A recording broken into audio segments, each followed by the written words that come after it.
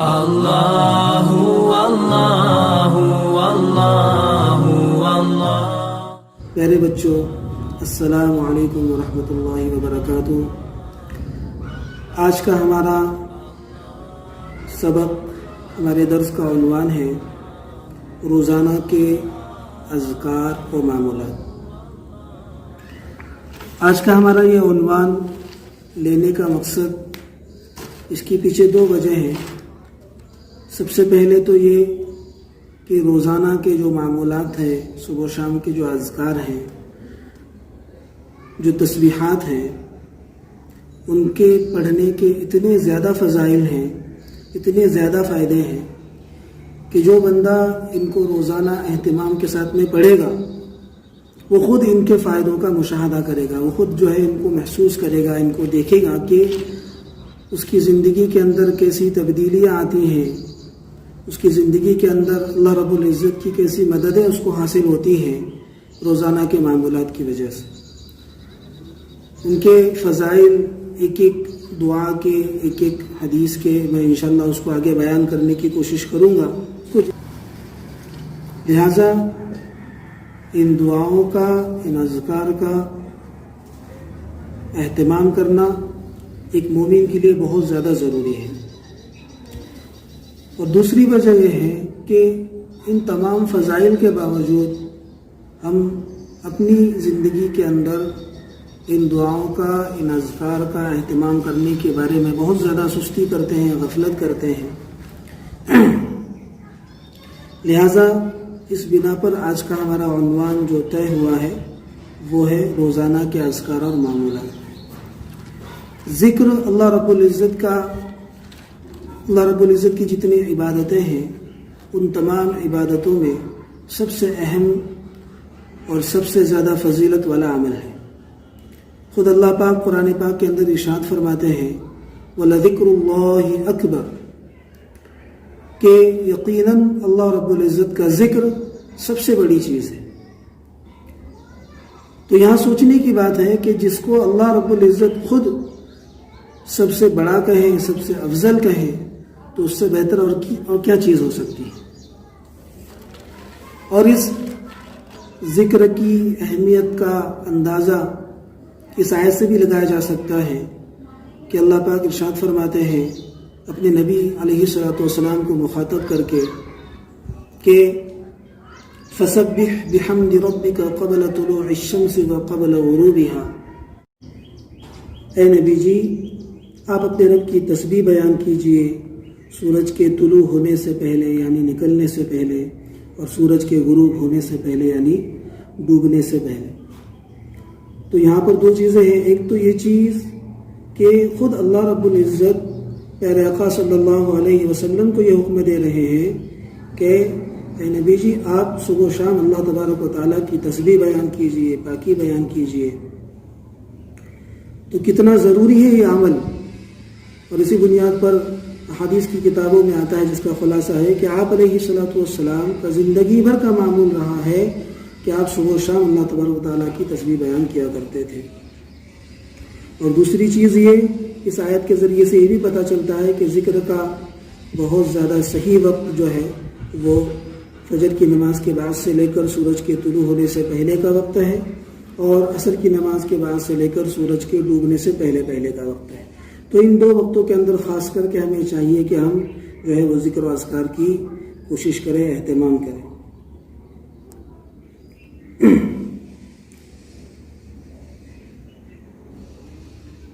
اسی بنا پر آپ صلی اللہ علیہ وسلم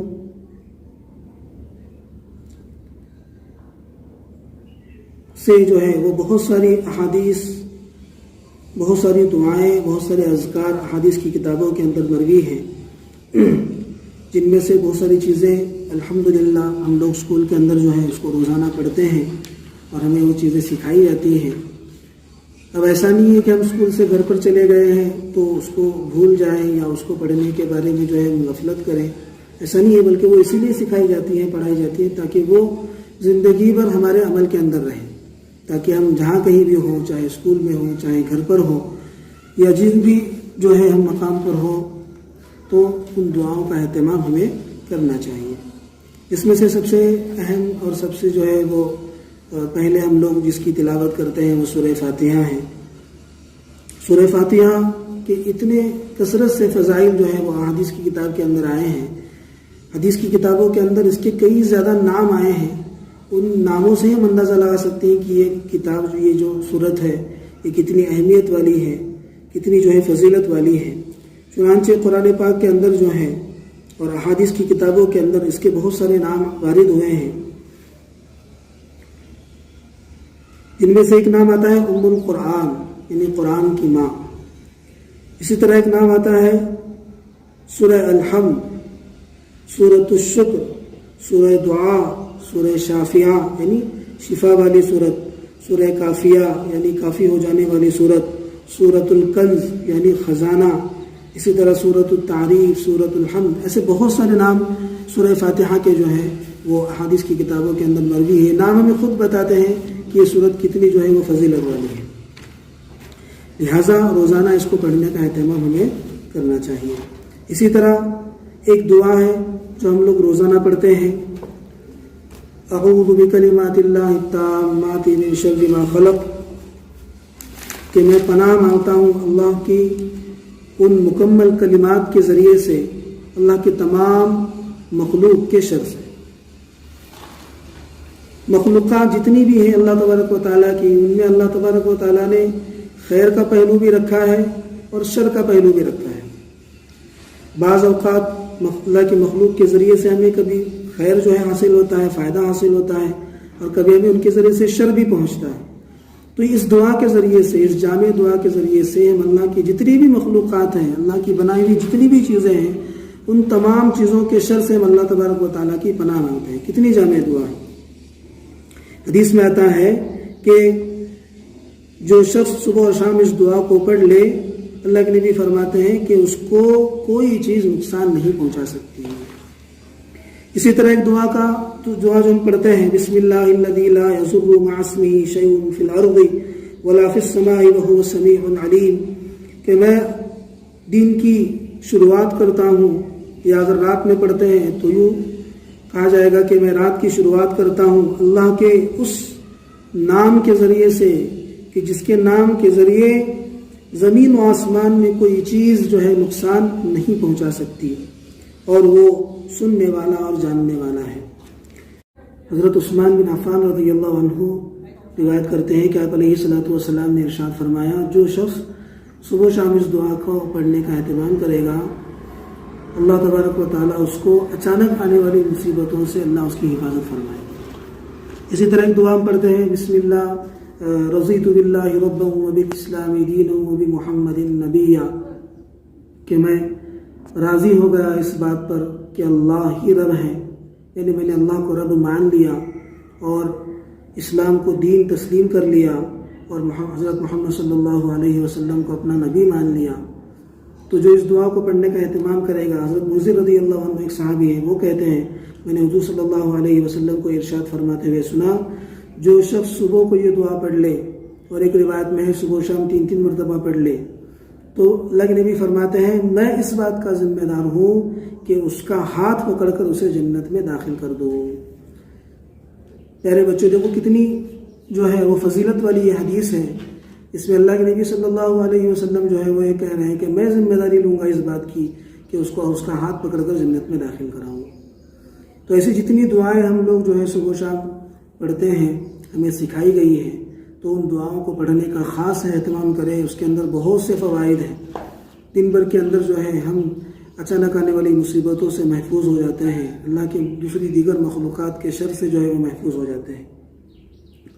اسی طرح ہمیں ایک اور عمل کرنا ہے، وہ ہے قرآن پاک کی تلاوت۔ پیارے بچوں، قرآن یہ اللہ تبارک و تعالیٰ کا کلام ہے، اللہ کی جو ہے وہ عظیم کتاب ہے۔ اس کے بہت سارے فوائد جو ہیں ہم نے آج تک سنے ہیں، ہم بارہا اس کو سنتے ہیں، جو ہے درس کے اندر ہمیں بتایا جاتا ہے۔ قرآن کریم کے بارے میں آتا ہے حدیث کے اندر کہ اس کے ایک ایک حرف کے پڑھنے پر اللہ تبارک و تعالیٰ 10 نیکیاں دیتے ہیں، 10 نیکیاں نام عمل کے اندر لکھی جاتی ہیں۔ اور ایک حدیث پاک کے خلاصے کے اندر آتا ہے کہ جو لوگ قرآن کو پڑھنے پڑھانے کے اندر مشغول رہتے ہیں، قرآن کے ساتھ میں ان کا خاص جو ہے وہ مشغلہ ہوتا ہے، وہ خاص کر قرآن کے ساتھ میں بیزی ہوتے ہیں، چاہے اس کے پڑھنے کے اعتبار سے ہو، چاہے اس کی ریسرچ کے اعتبار سے ہو، چاہے اس کو سمجھنے کے اعتبار سے ہو، چاہے اس کو پھیلانے کے اعتبار سے ہو، تو یہ لوگ اللہ کے خاص لوگ کہلاتے ہیں، ایسے جیسے کہ گھر کے لوگ۔ تو اس کے لیے ہمیں چاہیے کہ ہم قرآن پاک کی تلاوت کا بھی خاص کر اہتمام کریں، اور خاص کر کے جو ہے ہمارے جو 6 اسٹینڈرڈ سے اوپر کے بچے بچیاں ہیں، وہ لوگ جو ہیں جنہوں نے سورہ یاسین حفظ کیا ہوا ہے، سورہ تبارک الذی حفظ کیا ہوا ہے، سورہ سجدہ جو ہے انہوں نے یاد کیا ہے، تو یہ لوگ جو ہے اس بات کا اہتمام کریں کہ روزانہ ان دعاؤں کو پڑھنے کا اہتمام کریں گے انشاءاللہ، روزانہ ان کو پڑھیں گے۔ سورہ یاسین کو کوشش کریں کہ اس دن کے شروع میں پڑھ لیا کریں، سورہ واقعہ ہے جو ہے اس کو مغرب کے بعد میں پڑھ لیا کریں، سورہ تبارک الذی ہے اور سورہ الف لام میم سجدہ ہے، اس کو سونے سے پہلے پڑھ لیا کریں۔ حضرت پیر ذوالفقار صاحب نقشبندی رحمت دامت برکاتہم جو ہیں یہ بیان کرتے ہیں کہ انہوں نے کتاب کے اندر پڑھا، وہ فرماتے ہیں کہ میں نے علامہ سیوطی رحمۃ اللہ علیہ کی کتاب میں پڑھا ہے، وہ لکھتے ہیں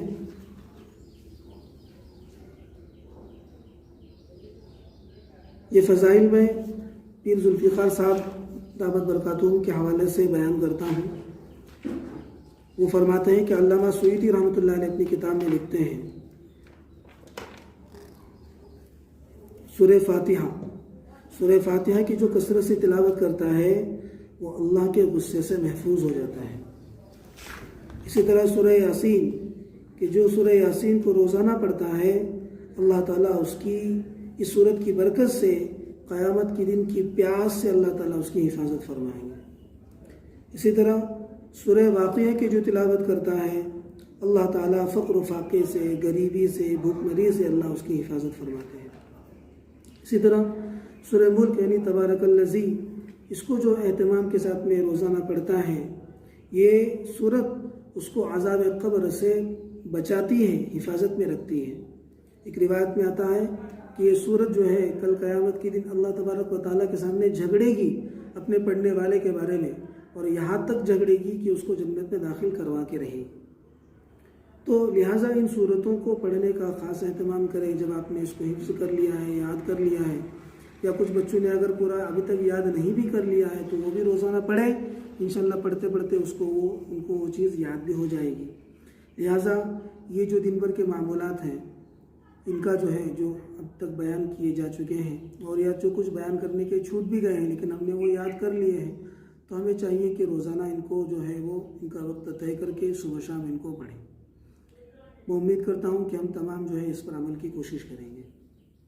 آج کا جو ہمیں ہوم ورک دیا جا رہا ہے، پہلے تو یہ کہ جو دعائیں ہم اسمبلی کے اندر پڑھتے ہیں، ان دعاؤں کو آپ نے جو ہے وہ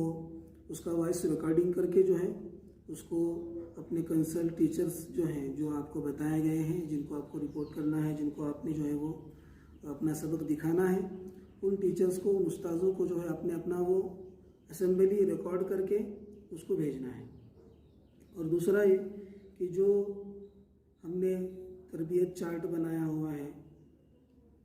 جو اپنی روزانہ کی کارگزاری لکھنے کے لیے ڈائری ہم نے بنائی ہے، اس کے اندر جب ہم 5 نمازوں کو لکھ رہے ہیں، ان کی حاضری کو، ان کے پڑھنے کو لکھ رہے ہیں، اسی کے ساتھ ساتھ ہم لوگ جو ہے آج سے انشاءاللہ